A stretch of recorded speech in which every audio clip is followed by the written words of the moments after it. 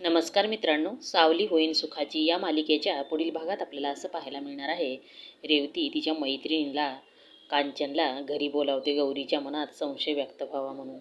आणि तसंच गौरीला संशय येतो. कांचन म्हणते गौरीसमोर देविकाला, तू खूप सहन केलंस, आता तुझ्या आयुष्यात खूप सुख येणार आहे. बिट्टीचं विचारते देविका. तर कांचन म्हणते भविष्य तिचं उज्ज्वल आहे, खूप चांगलं होईल तिचं.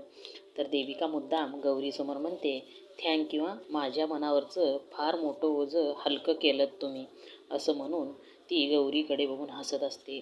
मग देविका तिथून जाते. कांचनही जाणार असते. तर गौरी बरोबर त्या रेवती आणि कांचनच्या जाळ्यात अडकते आणि गौरी विचारते कांचनला, मला काहीतरी विचारायचं आहे तुम्हाला. तर कांचन म्हणते बोल ना. तर गौरी म्हणते आमच्या संसाराला कोणाची नजर नाही ना लागणार. तर कांचन रेवतीने सांगितल्याप्रमाणे म्हणते कठीण आहे तुझं.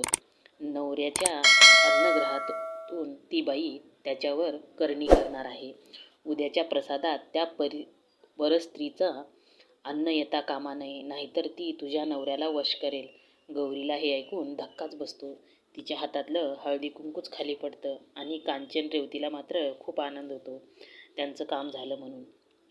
तर पुढील भागात गौरी देविकाने केलेल्या स्वयंपाकामध्ये काहीतरी टाकली आहे म्हणून सगळं अन्न फेकून देईल का, किंवा तिच्यावर आरोप करेल का आणि वेड्यासारखं वागेल का. मग रेवती तिला मेंटल झाली असं सगळ्याला पटवून देईल का घरच्यांना. तर रुद्र गौरीच्या वागण्याचा काय अर्थ लावेल.